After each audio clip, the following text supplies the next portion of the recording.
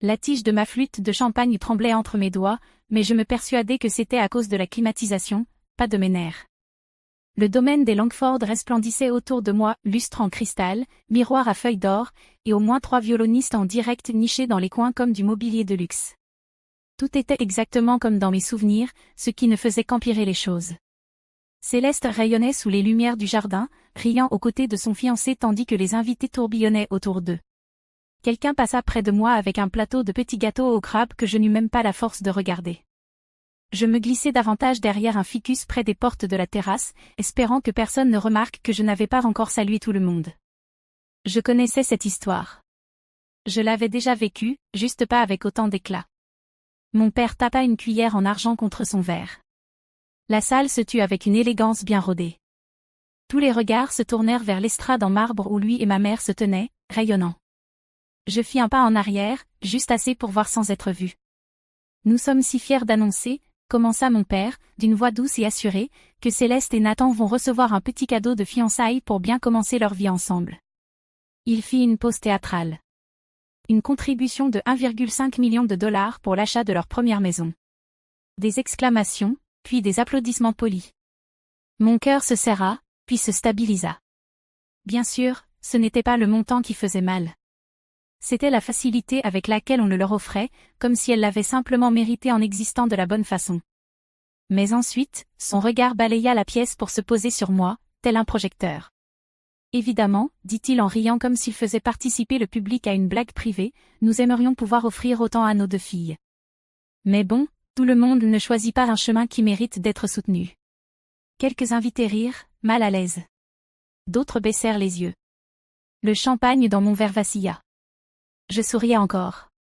Je crois que quelque part à l'intérieur, quelque chose s'est fendu, puis je l'ai vu. Un regard à travers la pièce, au-delà du bruit, au-delà de la blessure. Grand-mère Ruth. Ses yeux ne sillèrent pas. Ils restaient posés, inébranlables. Et dans ce silence, j'ai ressenti la première fissure de quelque chose d'autre. Quelque chose qui ne casserait pas, mais s'ouvrirait. La première fois que j'ai compris que je ne brillais pas comme Céleste, j'avais 8 ans. Elle venait de remporter le concours d'orthographe du comté, sa photo dans le journal local avec un ruban doré épinglé à sa robe. Cette même semaine, mon aquarelle représentant les roses du jardin avait été choisie pour être exposée au bureau de l'école primaire. Je l'avais montrée à ma mère au petit déjeuner, le cœur battant, les doigts tachés de peinture. Elle m'avait souri distraitement et avait dit « C'est mignon, Ivy. » « Céleste, tu veux relire ton discours de remerciement ?» C'était toujours comme ça. Céleste éblouissait. Moi, je flottais silencieusement en bordure de l'attention, collectionnant des moments qui semblaient être des victoires, mais que personne n'appelait ainsi. Elle rapportait des trophées. Moi, je ramenais des dessins. Elle prenait des cours de français, rejoignait le conseil des élèves, devenait capitaine de l'équipe de débat. Moi, je passais mes après-midi dans l'atelier de garage que j'avais installé avec grand-mère Ruth, un vieux chevalet, un ventilateur prêté, et un tiroir en plastique rempli de pinceaux. Mes parents appelaient ça une phase. À 12 ans, j'ai gagné un concours régional d'art. On m'a envoyé un certificat avec un sceau doré. Il est resté 2 jours sur le comptoir de la cuisine, oublié, jusqu'à ce que Ruth décide enfin de l'encadrer elle-même. Elle a quelque chose qu'ils ont oublié comment apprécier, murmura-t-elle à personne en particulier, en l'accrochant au-dessus de sa cheminée. Ruth n'applaudissait pas plus fort que les autres, ni ne me poussait à prouver quoi que ce soit. Elle prêtait simplement attention. Quand je parlais de contraste ou de théorie des couleurs, elle écoutait comme si je disais quelque chose de réel. Quand je lui faisais remarquer comment la lumière changeait après la pluie, elle hochait la tête et disait « Tu vois le monde différemment. » Ce n'est pas un défaut. Céleste ne s'est jamais moquée de moi. Elle n'en avait pas besoin. Son succès était un miroir permanent, toujours prêt à refléter ce que je n'étais pas. Et j'ai longtemps essayé de rattraper mon retard. Mais sur chaque photo, à chaque récital, chaque discours familial, j'étais celle qu'on coupait du cadre par omission. Sauf dans le monde de Ruth, où je n'étais pas presque assez. J'étais tout simplement. Et ce souvenir d'avoir été suffisante dans les yeux d'une seule personne, c'est ce qui m'a donné la force de tourner la poignée de la porte de la salle de bain, sachant que je ne pouvais pas m'y cacher éternellement. En terminale, j'avais arrêté de parler de peinture. Ce n'était pas dramatique, juste un repli discret. Un portfolio resté sous mon lit. Un carnet à croquis enfoui au fond d'un tiroir. Quand j'ai dit à mes parents que j'avais postulé à Wharton au lieu de l'école d'art que je voulais vraiment, ils ont rayonné comme si j'étais enfin arrivée à destination. C'est Livy qu'on savait toujours présente en toi, déclara mon père, en me tapotant l'épaule comme si je revenais d'un long détour erroné. Ma mère commanda une housse d'ordinateur portable avec mes initiales avant même que la lettre d'admission n'arrive. J'ai porté cette nouvelle version de moi comme un costume trop grand, jamais vraiment à ma taille, mais assez convaincant de loin. Les cours m'abrutissaient. Les événements de réseautage m'épuisaient. Je suis devenue experte en tableur, en stratégie de positionnement, et en faire semblant d'aller bien. Après l'obtention de mon diplôme, j'ai décroché un poste dans un cabinet de conseil à Midtown Manhattan. Étage élevé, vue imprenable, un bureau près de la fenêtre. Je pleurais presque tous les jours avant le déjeuner. Personne ne le remarquait, ou alors, s'ils l'avaient fait, ils étaient trop polis pour le dire. Ce n'est pas un grand événement qui m'a poussé à partir, mais plutôt une accumulation de petits silences, regarder mon reflet dans le miroir des toilettes entre deux réunions et ne pas reconnaître la femme qui me regardait. Un vendredi après-midi, je suis sortie avec un carton rempli de fournitures de bureau, et je ne suis jamais retournée. Je n'ai même pas prévenu mes parents avant plusieurs semaines. Ils pensaient que je prenais du temps pour revoir mes priorités. C'était leur expression pour tout ce qu'ils ne comprenaient pas. Ce que j'ai fait à la place, c'est m'inscrire à des cours d'art en soirée dans une association du centre-ville. J'ai loué un petit appartement sans ascenseur à Ridgewood et j'ai recommencé à dessiner, d'abord maladroitement, puis avec une urgence croissante. La joie n'est pas revenue d'un coup, mais quelque chose comme la respiration, si. Finalement, j'ai lancé un programme artistique le week-end pour les enfants du quartier qui ne pouvaient pas se permettre des cours en studio. On travaillait dans des parcs, des sous-sols, des espaces prêtés. Il apportait des couleurs sauvages, sans règles. C'était chaotique et magnifique. Non, je ne gagnais pas beaucoup d'argent. Mes parents appelaient ça « jouer à la maîtresse ». Mais chaque fois qu'un enfant me tendait un dessin dont il était fier, je me rappelais qui j'étais avant d'essayer d'être quelqu'un d'autre. Et c'est cette version de moi que j'ai mise dans ma valise quand l'invitation aux fiançailles de Céleste est arrivée. L'enveloppe était épaisse, crème, avec des bords gaufrés dorés, exactement le genre de papeterie que ma mère aurait choisi pour tout ce qu'elle voulait faire paraître inévitable. Elle est arrivée un mardi, coincée entre une facture d'électricité et un rappel de rendez-vous chez le dentiste. J'ai failli ne pas l'ouvrir. Mes doigts sont restés suspendus au bord du rabat avant que je ne la remette dans la pile, intacte. Mais cette nuit-là, je n'ai pas pu dormir. L'enveloppe reposait sur le comptoir de la cuisine, comme si elle me mettait au défi de la toucher à nouveau. Le lendemain matin, j'ai appelé Milo. Il n'a pas répondu, mais m'a envoyé un SMS 5 minutes plus tard. Qu'est-ce qui ne va pas? Je lui ai envoyé une photo de l'invitation avec juste ces mots. Est-ce que je devrais y aller? Il m'a appelé immédiatement. Est-ce que tu en as envie? A-t-il demandé. J'ai envie d'y mettre le feu, ai-je répondu. Alors probablement que oui. Ivy, je suis sérieux.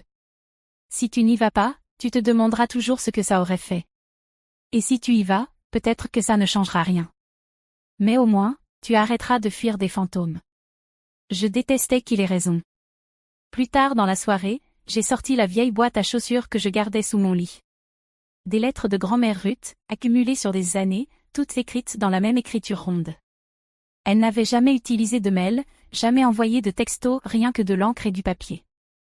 Une lettre datant de l'année où j'avais quitté mon travail disait « Ton chemin est le tien à nommer. Ne laisse personne te dire qu'il doit ressembler au leur pour mériter d'être suivi. » Une autre. Certains construisent des maisons à partir d'attentes. D'autres plantent des jardins dans leurs fissures. J'ai lu jusqu'au lever du soleil. Quand j'ai finalement répondu « oui » à l'invitation, je ne l'ai dit à personne. J'ai acheté une robe noire de seconde main et une paire de collants sans trous. J'ai refait mes ongles. Rien de voyant, juste de quoi me sentir à nouveau en contact avec la version de moi que j'évitais. La veille de la fête, j'ai préparé mon sac de nuit, me suis assise au bord du lit, et ai glissé une des lettres de Ruth dans la poche de mon manteau. Et le matin venu, j'ai pris le train pour le Connecticut. La maison n'avait pas changé. Les mêmes colonnes blanches, la même fontaine qui gargouillait dans l'allée circulaire. Même les fleurs semblaient mises en scène, des hortensias blancs en pleine floraison, comme s'ils avaient été commandés ainsi. J'ai franchi la porte d'entrée pour retrouver une pièce que j'avais mémorisée mais à laquelle je n'avais jamais appartenu. « Chérie, tu es venue, » dit ma mère, en m'embrassant l'air près de la joue. Son regard me balaya de la tête aux pieds comme une estimation. « Tu as l'air confortable. » Tu veux emprunter quelque chose du dressing de l'étage? Ça ira, ai-je dit en serrant un peu plus fort mon sac. Les 30 premières minutes sont passées dans un flou. Une tante que je reconnaissais à peine m'a demandé si je faisais toujours mon petit truc artistique. Quelqu'un m'a prise pour la nounou d'une cousine. Chaque conversation finissait par un glissement poli vers le succès de Céleste, comme si tout avait été écrit à l'avance. Je me suis installée dans un coin de la salle de bal, sous une applique qui ne clignotait pas. J'ai regardé Céleste traverser la pièce comme si elle était faite de lumière. Chaque geste gracieux, chaque compliment esquivé avec une humilité bien rodée. Elle m'a vu une fois et m'a fait un signe de la main. Je lui ai rendu son geste, sans savoir si elle viendrait. Elle ne l'a pas fait. Mon père tapa sur son verre. Le silence s'installa. Nous sommes honorés de vous accueillir ce soir, commença-t-il, le bras passé autour de la taille de ma mère, et ravi de célébrer ce couple remarquable. Il regarda Céleste, puis Nathan, son fiancé. En guise de petits gestes pour soutenir leur nouvelle vie, Victoria et moi leur offrons 1,5 million de dollars pour leur première maison. Applaudissements, rires, du genre qui montre que l'argent n'est plus vraiment de l'argent, mais juste une ponctuation. Puis il se tourna vers moi. Nous aimerions pouvoir offrir autant à chacun de nos enfants, dit-il, voix posée. Mais tout le monde ne choisit pas un chemin qui mérite d'être soutenu. Certains invités rirent, d'autres détournèrent les yeux. Je ne sentis même pas mon verre glisser de ma main. Je ne sentis la douleur que lorsque je vis une petite coupure sur ma paume, faite par la tige brisée. Un serveur accourut. Je marmonnai quelque chose et partis, non, je flottais, dans le couloir jusqu'à trouver la salle de bain la plus proche et fermer la porte derrière moi. Je la verrouillai et, pour la première fois depuis des années, je me suis laissé complètement aller. Un léger coup à la porte me sortit de la spirale. Ivy, c'est grand-mère Ruth. J'ai appuyé mes paumes contre le comptoir en marbre, me suis essuyé le visage du mieux que je pouvais, puis j'ai entrouvert la porte. Elle entra, refermant lentement derrière elle. Ses yeux me scrutèrent comme ils l'avaient toujours fait, pas pour chercher des défauts, mais pour y déceler la vérité. Elle me prit la main, et nous nous sommes assis ensemble sur le banc en velours près de la fenêtre. Aucune de nous ne parla pendant un instant. Ton père, dit-elle enfin, a toujours confondu cruauté et lucidité. J'essayai de sourire. Il s'effondra à mi-chemin. Je croyais pouvoir encaisser. Je pensais être au-delà du besoin de quoi que ce soit venant de lui, dis-je. Mais visiblement, non. Ce n'est pas à toi d'avoir honte, dit-elle en me serrant les doigts. Ce sont eux qui sont trop fiers pour admettre qu'ils n'ont jamais su aimer que ce qui leur ressemble. Elle se redressa légèrement et je remarquai la fatigue sous son fond de teint, le tremblement dans sa main. Tu n'as pas l'air en forme. Je ne le suis pas, dit-elle simplement. Cancer du pancréas, stade 4, diagnostiqué il y a 6 semaines. On m'a donné tout au plus quelques mois. Ma respiration se coupa. Pourquoi tu ne me l'as pas dit? Parce que je ne voulais pas gaspiller le peu de temps qu'il me reste en larmes. Je me suis préparée à la place, pour ce soir, pour ce qui vient après. Elle sortit une enveloppe de son sac à main. Je reconnus le sceau d'un avocat. Ton grand-père m'a laissé plus que ce que quiconque n'a jamais su. Des investissements, des propriétés, des actifs que ton père croyait faire partie du trust. Je les ai gardés à part, discrètement. Je la fixai, stupéfaite. J'ai modifié mon testament. La majeure partie servira à créer ce que j'aurais dû bâtir il y a des années, une fondation pour les artistes, pour ceux qu'on oublie. Et je veux que tu la diriges. Je secouai la tête. Ils vont détester ça. Ils vont me détester. Qu'ils le fassent, dit-elle, sa voix plus ferme qu'elle ne l'avait été de toute la soirée. Ce soir, je vais faire une annonce. Et je veux que tu sois à mes côtés. Je ne répondis pas tout de suite, mais je ne dis pas non. Elle se leva lentement, me tendit la main. On y va, dit-elle. Et ensemble, nous sommes retournés vers le tumulte. La salle de bal avait retrouvé son murmure feutré. Des rires flottaient au-dessus des cordes d'un quatuor. Les assiettes tintaient. Mon père tenait la cour près de la fontaine de champagne, Céleste rayonnante à ses côtés. Personne ne remarqua lorsque grand-mère Ruth monta sur la petite estrade où le quatuor avait joué plus tôt. Mais au moment où elle parla, la pièce changea d'atmosphère. Si vous me le permettez, dit-elle doucement mais clairement, j'aimerais dire quelques mots. Les conversations s'estompèrent, les regards se tournèrent. En tant que matriarche de cette famille, j'ai eu le privilège de voir grandir mes 2 petites filles.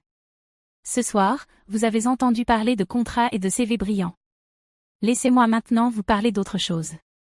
Elle me repéra dans la foule. Ma petite fille Ivy a créé un programme artistique communautaire à Brooklyn qui touche des enfants qui, autrement, n'auraient peut-être jamais tenu un pinceau. Elle leur apprend à voir la beauté là où d'autres détournent le regard, à trouver une voie là où tant d'autres sont réduits au silence. La salle était figée. Elle a fait tout cela sans applaudissements, sans ressources, sans reconnaissance. Jusqu'à maintenant. Mon père fit un pas en avant, mais grand-mère Ruth ne broncha pas. J'ai le plaisir d'annoncer la création de la Fondation Ruth Langford pour l'accès à la création, avec une dotation initiale de 15 millions de dollars. Ivy en sera la directrice.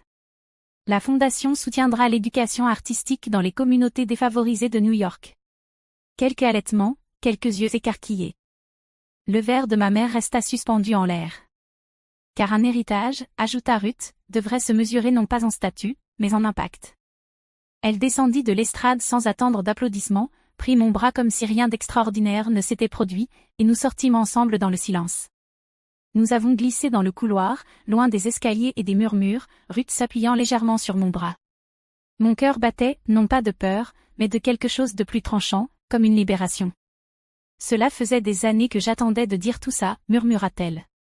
Avant que je puisse répondre, Céleste apparut au bout du couloir. Ses talons claquaient doucement en s'approchant, son expression impénétrable. Pendant un instant, je me préparais à revivre la même scène, une nouvelle défense de l'image familiale, un nouveau rappel de ma place. Mais quand elle s'arrêta devant moi, sa voix fut douce. C'était incroyable. Je hochai la tête prudemment. Elle hésita, puis ajouta. Je suis désolée. Pour ce que papa a dit. Pour ce que moi, je n'ai pas dit. Je la regardai. Tu n'étais pas obligée. Si, je l'étais, dit-elle. Je le sais depuis longtemps. Je n'ai juste jamais su comment le dire, sans tout briser. Il y avait un tremblement dans sa voix que je ne reconnaissais pas. Je voulais être écrivaine, dit-elle.